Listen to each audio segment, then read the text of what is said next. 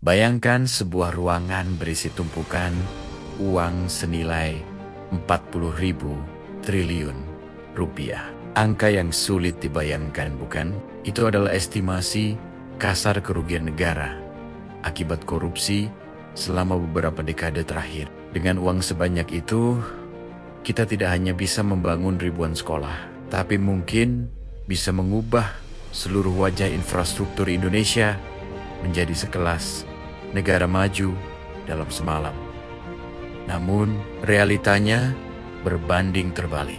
Di saat kita melihat berita tentang pejabat yang menimbun emas di lemari atau memiliki puluhan mobil mewah, di sudut lain, kita masih melihat jembatan sekolah yang rubuh dan harga beras yang terus mencekik leher rakyat kecil.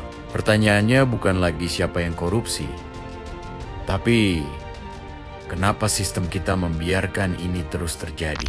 Banyak yang mengira korupsi adalah produk modern, padahal ini adalah warisan genetik dari masa kolonial. Mari kita mundur ke abad ke-17, era Foch. Tahukah kalian kalau Foch, perusahaan terkaya dalam sejarah dunia, bangkrut bukan karena kalah perang, tapi karena korupsi internal. Dulu ada istilah Verenigde Oost-Indische Company, sering diplesetkan menjadi Vergaan onderkrepti atau runtuh karena korupsi. Pejabat kolonial terbiasa memotong upeti dan melakukan perdagangan gelap demi memperkaya diri sendiri. Budaya setoran ini kemudian menetap, diwariskan dari generasi ke generasi pejabat, seolah-olah jabatan bukan untuk melayani, melainkan untuk mengumpulkan pundi-pundi. Mari kita bicara jujur tentang sistem politik kita hari ini. Untuk menjadi seorang kepala daerah atau anggota legislatif, modal yang dibutuhkan sangatlah fantastis. Biaya saksi, biaya kampanye, hingga mahar politik bisa mencapai miliaran, bahkan triliunan rupiah. Padahal, jika kita hitung gaji resmi mereka selama menjabat, angkanya tidak akan pernah cukup untuk menutupi modal tersebut.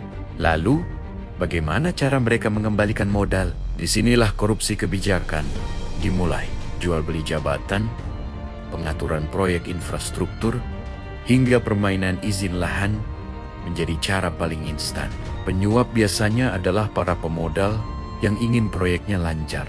Akhirnya, kebijakan yang keluar bukan untuk kepentingan rakyat, tapi untuk kepentingan balas budi kepada donatur kampanye. Inilah lingkaran setan yang mencekik demokrasi kita. Masalah terakhir adalah penegakan hukum yang seringkali terasa tajam ke bawah, tumpul ke atas. Kita sering melihat koruptor yang merugikan negara miliaran rupiah hanya divonis beberapa tahun penjara.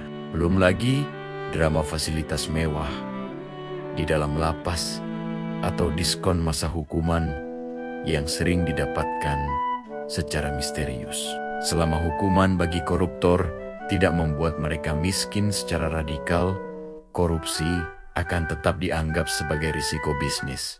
Bagi mereka, masuk penjara beberapa tahun bukan masalah besar, asalkan harta hasil korupsinya masih aman untuk 7 turunan. Tanpa adanya undang-undang perampasan aset yang tegas, niat untuk mencuri uang rakyat tidak akan pernah hilang dari benak para oknum. Menghilangkan korupsi memang tidak semudah membalikan telapak tangan. Namun, sejarah mencatat bahwa negara yang bersih bukan karena mereka tidak punya orang jahat, tapi karena mereka punya sistem yang tidak memberi ruang bagi orang untuk berbuat jahat. Langkah pertama dimulai dari kita. Berhenti mewajarkan pungli kecil dan mulai kritis terhadap setiap kebijakan. Menurut kalian, apakah Indonesia benar-benar bisa bebas dari korupsi di masa depan? Atau ini sudah menjadi budaya yang permanen? Tulis pendapat kritis kalian di bawah. Jangan lupa klik subscribe agar kita bisa terus membedah isu-isu penting seperti ini demi Indonesia yang lebih baik.